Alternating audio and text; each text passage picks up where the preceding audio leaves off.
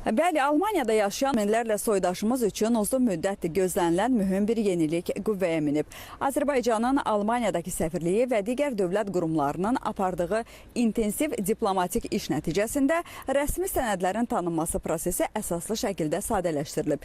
Əsas yenilik ondan ibarətdir ki, artıq hər iki ölkə arasında sənədlərin səfirliklər vasitəsilə legallaşdırılması proseduru tamamilə ləğv edilib. Bunun əvəzində isə beynəlxalq səviyyədə qəbul edilmiş apostil proseduru kifayət edəcək. Məlumat üçün bildirim ki, tərəflər arasında aparılan müvafiq iş nəticəsində 1961-ci il tarixli Haqa Konvensiyasının müəddaları 2026-cı ilin mart ayından etibarən Azərbaycan və Almaniya arasında tam qüvvəyə minib.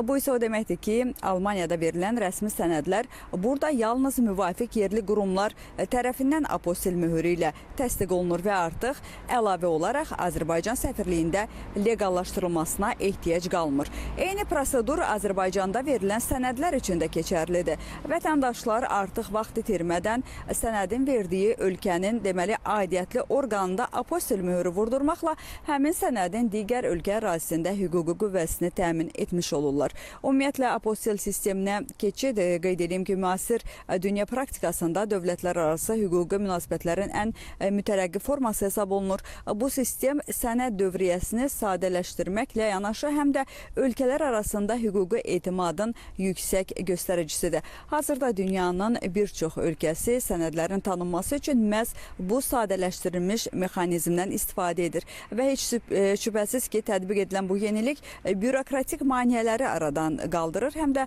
Azərbaycan ilə Almaniya arasında qarşılıqlı etimada əsaslanan strateji əməkdaşlığın növbəti bir göstəricisidir. Belə çatdıracaqlarım bu qədər. Buyurun, söz sizdə.